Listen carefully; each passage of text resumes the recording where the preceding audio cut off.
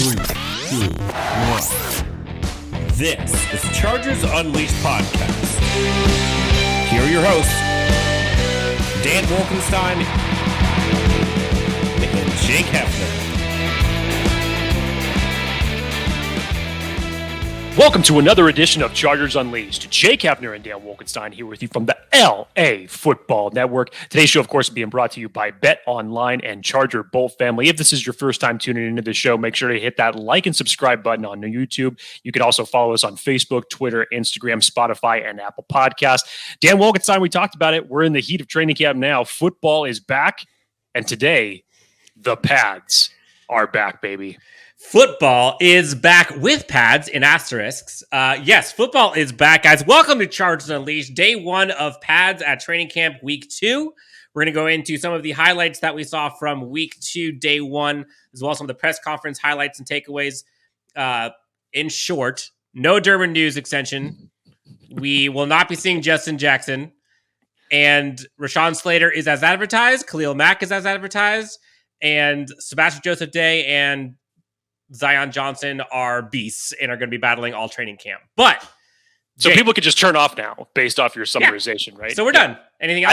I like how you snuck in the breaking news on Justin Jackson literally before we just jumped on this show, signing with the Detroit Lions. So as Dan mentioned, the hopes of Justin Jackson coming back maybe as an RB3 just went out the window. And we'll get into an update on more important news as it relates to Drew Tranquil here in just a second.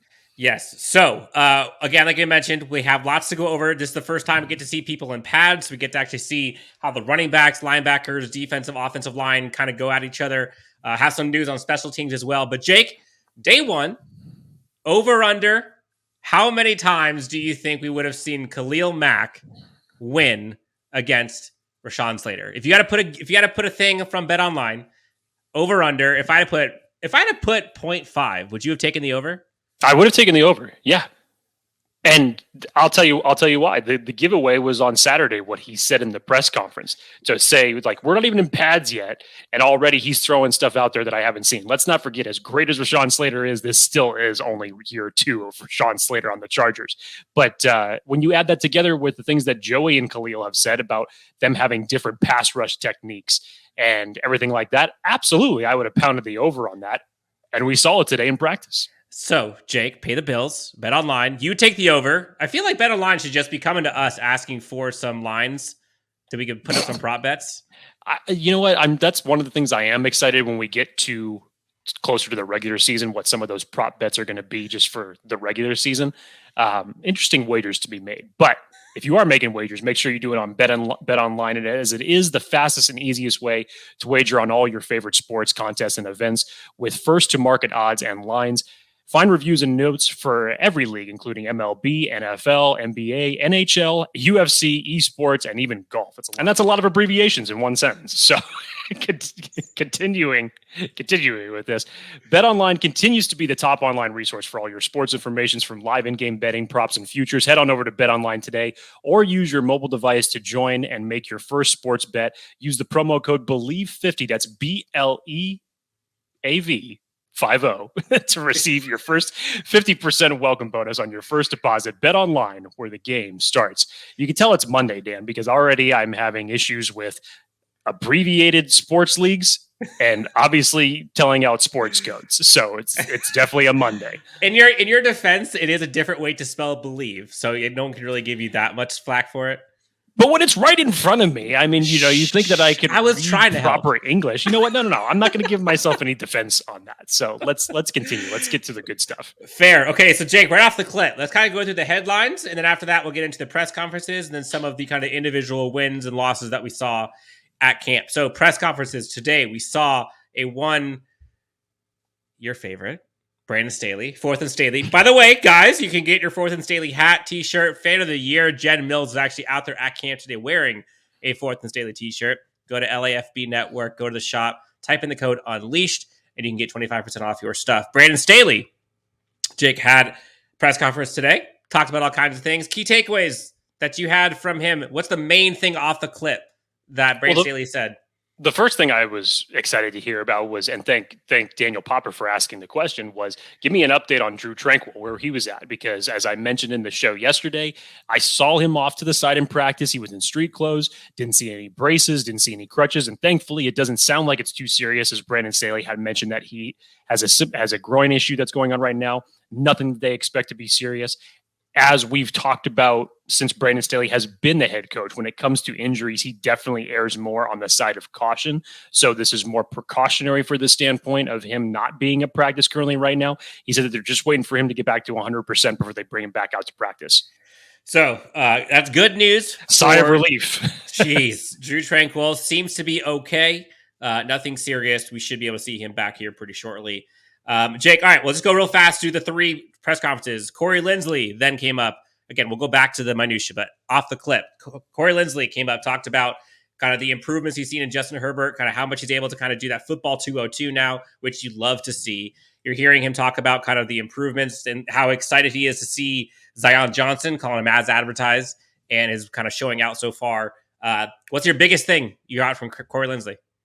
He put out a bunch of different nuggets that were out there, obviously. And the one that he really elaborated on was the play of Zion Johnson and see him out there with the first day of practice. But basically in summarization, he basically said so far he's lived up to the bill.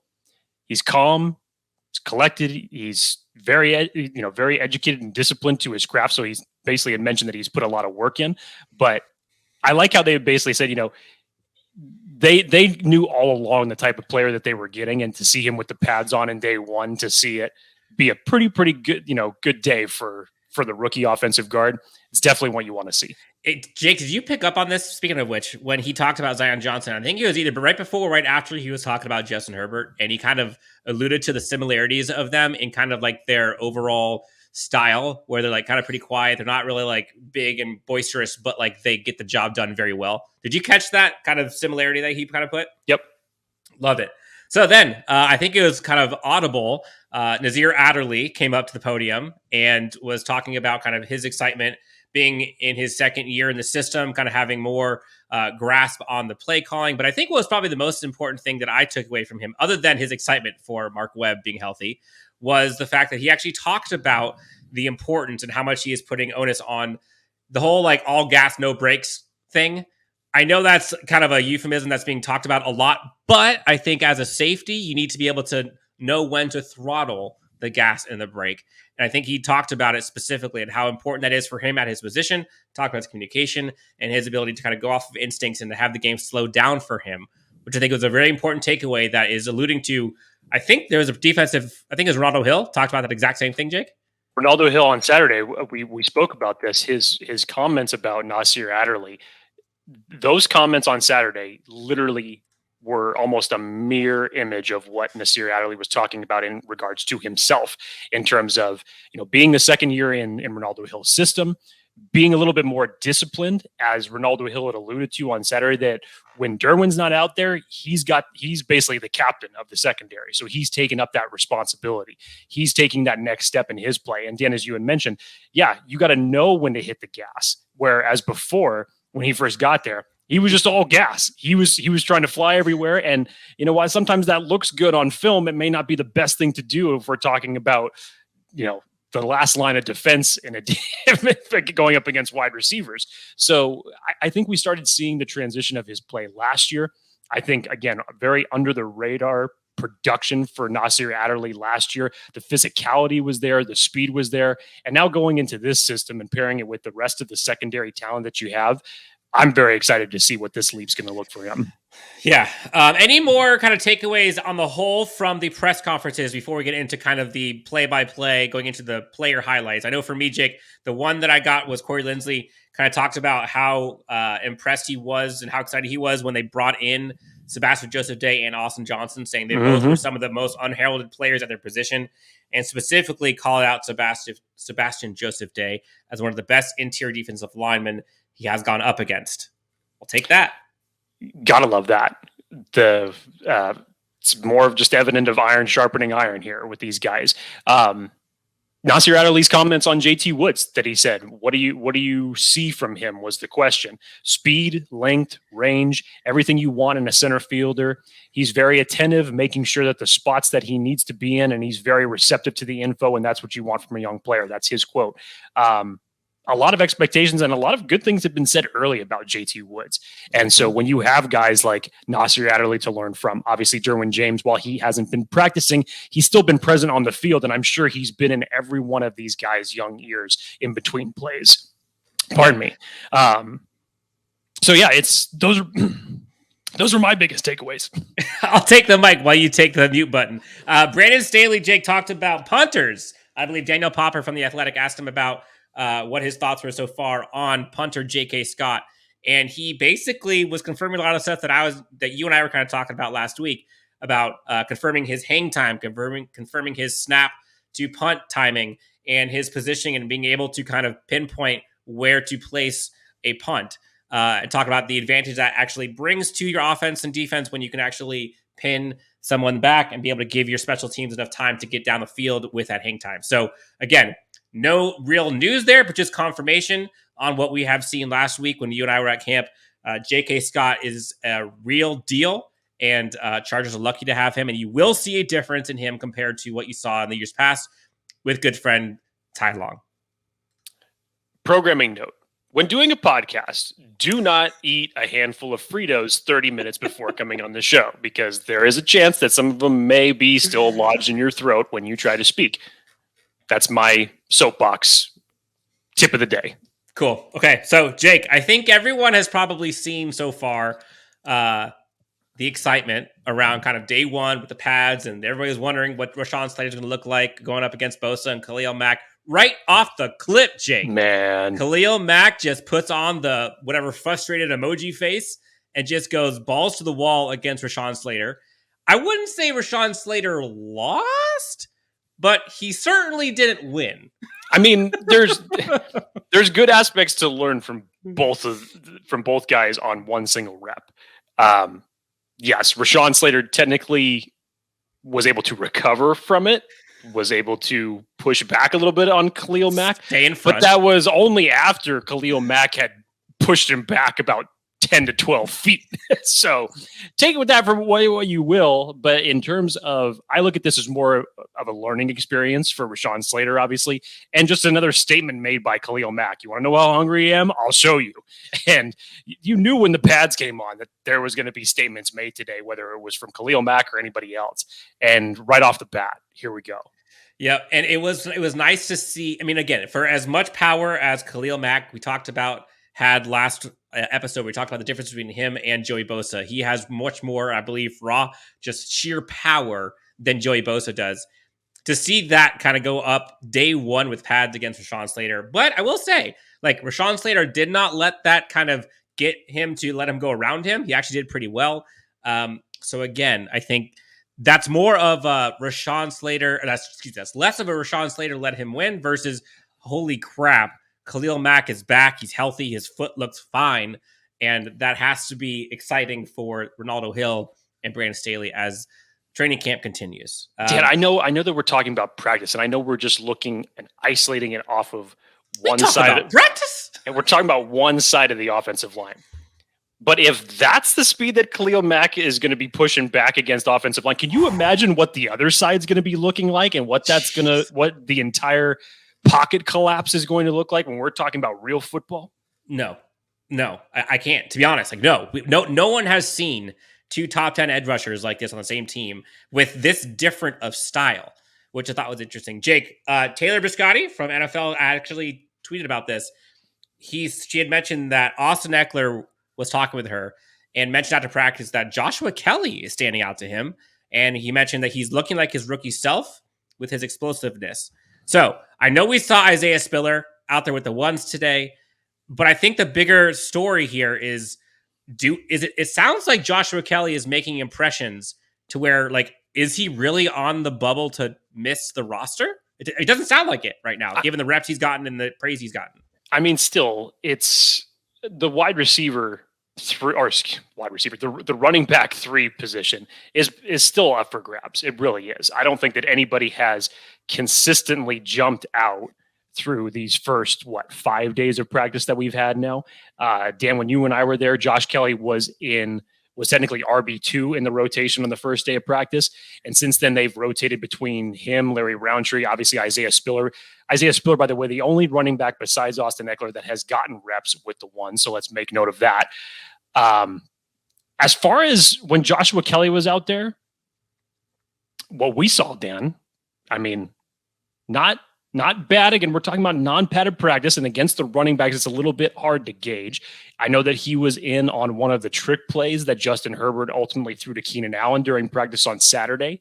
So it's still interesting to see because there hasn't been much that I have seen from Larry Roundtree, from Kevin Marks, from Letty Brown. I have not seen much from the rest of this group. So really, it's still an open competition.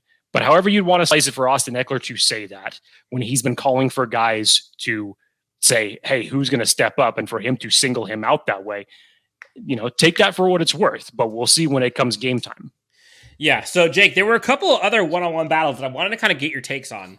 There was one, and I'm curious to see what this is more of a story about. So I want to, between the offense and the defense, you tell me who this is more of a story on. So, for example, we had Josh Palmer go up against Dean Leonard, and Josh Palmer absolutely cooked him. Okay. Bigger story about Josh Palmer or about Dean Leonard? It's a bigger story about Josh Palmer. You're talking about probably the second best route runner on this team going up against a rookie cornerback. Now, yes, Dean Leonard has had his victories in practice, most notably over Jalen Guyton that we've seen him get passes defended on.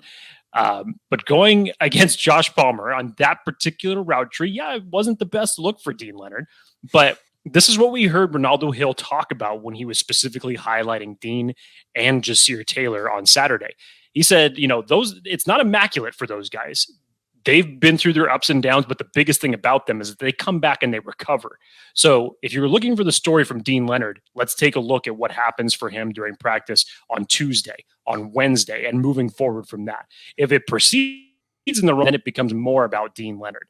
But if he comes back and he starts getting victories, then you know that that's a positive sign for him that he's learning. But Dan, it's a more bigger story about Josh Palmer. It's not necessarily. I mean, should it really be a surprise that you would expect the way that we've seen Josh Palmer essentially perform through going into his second year now, for the way that we see him run routes, for the opportunities that he's gotten in this offense thus far? Is it really that big of a surprise? I mean, would we be saying the exact same thing if it was Keenan Allen, for example, going up against Dean Leonard? Like, come on, what did you expect in that circumstance? So no, it's a bigger story about Josh Palmer winning the rep than it is about Dean Leonard losing it, considering what we're talking about, the level of competition here. Next one-on-one battle, why don't you take on? You had Sebastian Joseph Day versus Zion Johnson. Got your first time to see Zion in pads. Both of them were throwing haymakers, seemed like the entire afternoon or morning, excuse me. I think each of them had their wins and losses. Is that more of news about one or the other? I think who are you more impressed by in that matchup? I mean, it's kind of a draw a little bit because Zion Johnson won the first rep going up against SJD, and then I think he got 2 reps against SJD because I know he was also battling against Austin Johnson as well in a rep that he actually did very well on. But he got the first rep, and then SJD came back around and he got the second one. So this was our big thing that we were talking about just over a week ago. As far as I understand the hype for Zion Johnson, let's wait till we see the pads put on and see what happens when we're talking about guys really getting contact. And so far, Zion Johnson had a very, very impressive day. So if we're talking about a guy who just today, Corey Linsley was mentioning as one of the best interior defensive linemen in the game right now, and you go out and you get a rep victory against him, that's great. But guess what you're also going to get when he wins a rep against you? Learning experience. You're going to learn today. So I guarantee you, from that type of physicality that you see on video, coupled with the discipline and as you mentioned, Dan, the want to learn aspect, like he's becoming very much a student of the game. He's learning from the right people. He's going to learn from that. So I guarantee you, he'll come back from that in a different rep and try to get the best of it. But there are some position groups on this team that you could say to yourself, there's nobody better that you would want to learn from. And this would be one of them. Yep. With the exception of Aaron Donald, probably. This may be in like the next class of his own. Sure. Yes, exactly. Yes. Veterans teaching rookies almost the hard way is what you'd want to see in this circumstance. 100%. And I think this is what you heard from Brandon Staley. We talked about this, I think it was on Saturday. We talked about like, this is what you want to see. You want to see the offense and the defense kind of both coming to play and neither of them really getting the benefit of one another like all day. You want to see it being like a tight-knit competition and not like overly to one side. And so if you see two great players each winning over and over, like then that's what you want. Like that's how you build upon this team. Now, Jake, the last one I thought was interesting that I had in terms of the one-on-ones. Zion Johnson versus Jerry Tillery. Advantage Zion Johnson, not even close. Apparently he got flattened. Jerry Tillery, that is. Bigger story about Jerry Tillery or about Zion Johnson? Me personally, I think it's a bigger story for Zion Johnson. And obviously I don't know the formation that we were talking about. I'm not sure as far as the aspect of the pass rush where Jerry Tillery was coming from, what the call was on defense, but I'm going to assume that it was a pass rushing call, which would be the best utilization for Jerry Tillery in that circumstance. So yeah, I would say that would be more about Zion Johnson making his statement like that against a guy coming in for a guy who's been in the league for a little while now. So yeah, win for Zion Johnson there. So other takeaways. So I think we heard about JK Scott. We talked about that already. He seemed to be doing well. Special teams, Brante talked about kind of the execution there has gotten much better in the last few days. Gerald Everett, I believe, had a pretty good day today. I know he had a couple catches up the middle. Other key takeaways. I know there's a bunch that happened out there today. Those were kind of the headlines that I had. Were there any others that you have noted you want to discuss? I mean, I don't know about headlines, but just certain plays of note. And to kind of touch about it on special teams, because this will lead into a variety of different subjects here, Dan. So when they were out there doing punt return and kick return drills, your punt returners were DeAndre Carter, obviously, Bryce Callahan, and one Michael Bandy. Now, there's one name I'm leaving out there for a specific reason, and that's one Joe Reed. If we remember when we drafted Joe Reed, I mean, he had a college reputation of returning these type of kicks and punts. And last year, Dan, we noticed that he wasn't even utilized at all when it came to special teams. It was more Austin Prohl that was in that role during those type of drills. And then on your kick returns today, I think you had Kelly and one other person that was in there. I can't remember the other one specifically, but this is going to be a tangent, that the subject that's going to go off on two tangents. Number one, Michael Bandy has had a very good but quiet camp. It's almost kind of like flown under the radar a little bit for anybody who's not watching him. Michael Bandy has been extremely impressive on this team. Has looked very quick and shifty in one-on-one drills. Today, obviously, had two great catches in the offense. If there is a battle for wide receiver 6, I would say as of now, he's winning it. If the Chargers ultimately end up keeping 6 wide receivers, time will tell on that, obviously. But getting back to Joe Reed's standpoint, while he still made a couple good catches today, and he has made some over the past week, I still think that Michael Bandy is making a bigger statement here. And maybe it is a possible, I don't know, kind of take your eyes. I don't want to call it a red flag, but just something to catch your attention that for as Bryce Callahan was shown in punt return coverage. For as much as Joe Reed was doing on special teams while he was in college, and now to start off these type of returns and he's not included in this group, we'll see if something ends up rotating, if he's going to end up coming into this. But Dan, I remember this from last year. He was not included at all in those special teams drills. So I'm not sure what that's about. But hopefully we'll see. But if we're talking about wide receiver 6, I know I was really pulling for Joe Reed because I think that he offers a lot of versatility to bring in a different style to the wide receiver room. But if we're just going off of what we've seen through the first 5 days of practice, I say Michael Bandy has the clear-cut advantage. Yeah, it doesn't bode well for Joe Reed in the sense that, like, there's literally no news about him. Like, I shouldn't say no news. Like, there's been a couple plays here and there, but you see a ton of work being put in with the other guys for special teams, especially. I mean, on offense, Joe Reed doesn't really do much in terms of gadgetry, not really seeing much with kick return, punt return. So I don't know what his place is. And it seems like he has a pretty steep hill to climb to keep his place on this roster. Jake, day one, pads on. I think got to see things ramped up a little bit. I think got to see more physicality from the linebackers, got to see offensive and defensive line kind of go at each other. Safeties, I believe there was an interception today. I don't remember exactly who it was. But overall, it sounded like the offense was clicking, at least the first team reps.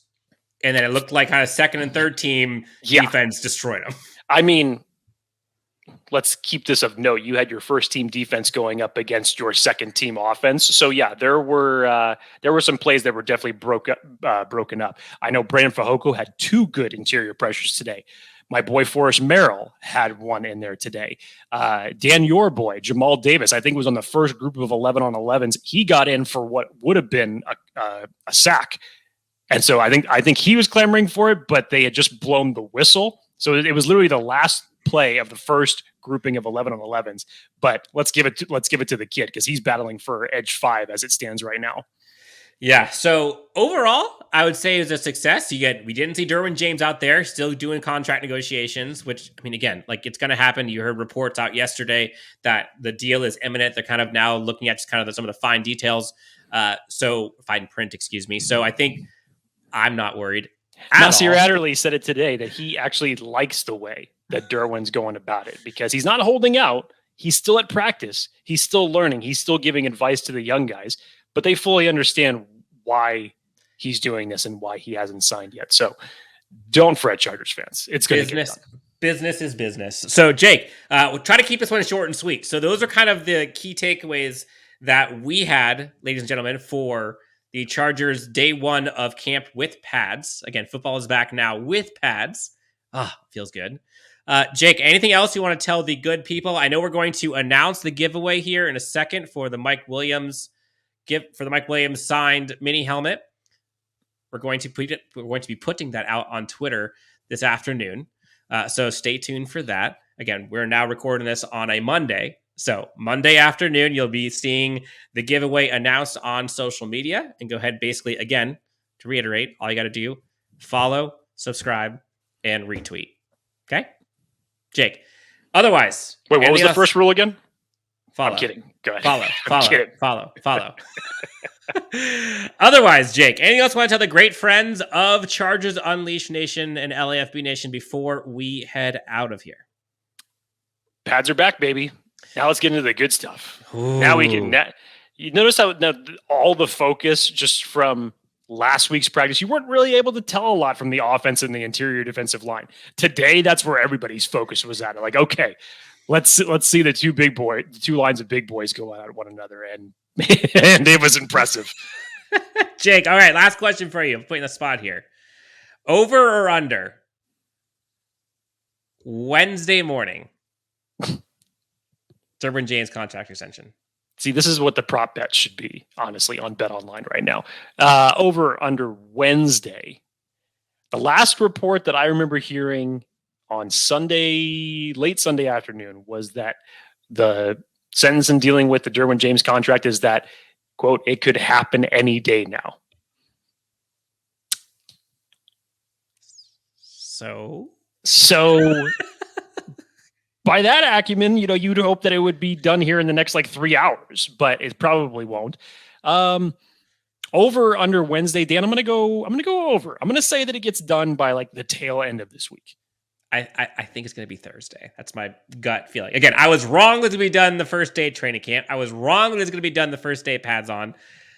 Probably be wrong again. And I'm okay. Yeah, you were wrong about Kenneth Murray coming back to practice. Don't remind me. All right. That's not 1, 2, and 3 strikes for you. I guess I'm out. All right. So we're out. So for Jake Hefner, you can find him at Jake D. Hefner, myself at Dan W. Sports. Guys, thank you so much for tuning in. And we'll talk to you next time on Chargers Unleashed.